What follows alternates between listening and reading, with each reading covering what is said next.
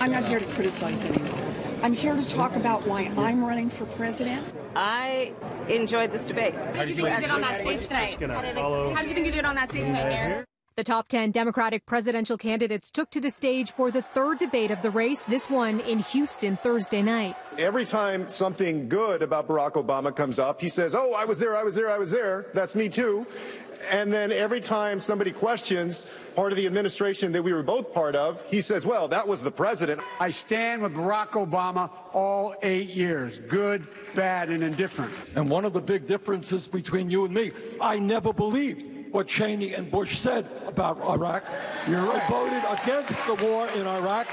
Frontrunner Joe Biden fending off jabs and walking away mostly unscathed, challenged on a range of issues like health care, as his closest rivals Elizabeth Warren and Bernie Sanders vie for the top spot. The senator says she's for Bernie. Well, I'm for Barack. I think the Obamacare worked. We all owe a huge debt to President Obama. And now the question is, how best can we improve on it? And I believe the best way we can do that is we make sure that everybody gets covered by health care. The common target for all candidates, no surprise, Donald Trump. Well, the president clearly has no strategy.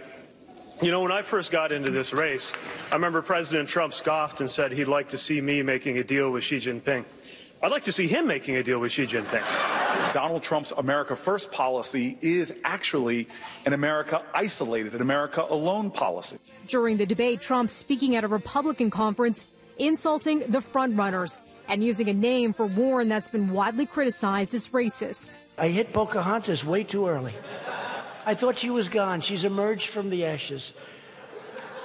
And now it looks like she could beat Sleepy Joe. He's fallen asleep. He has no idea what the hell he's doing or saying. Crazy Bernie. He is a crazy guy. Other standout moments from the debate. I'm the only one up here who's ever beat the NRA. Coming on the issue of guns in the wake of recent mass shootings in the U.S. Do you think Trump is responsible for what happened? And I said, well, look, I mean, obviously he didn't pull the trigger, but he's certainly been tweeting out the ammunition. And in Odessa, I met the mother of a 15-year-old girl who was shot by an AR-15. And that mother watched her bleed to death over the course of an hour because so many other people were shot by that AR-15 in Odessa and Midland. There weren't enough ambulances to get to them in time. Hell yes, we're going to take your AR-15, your AK-47.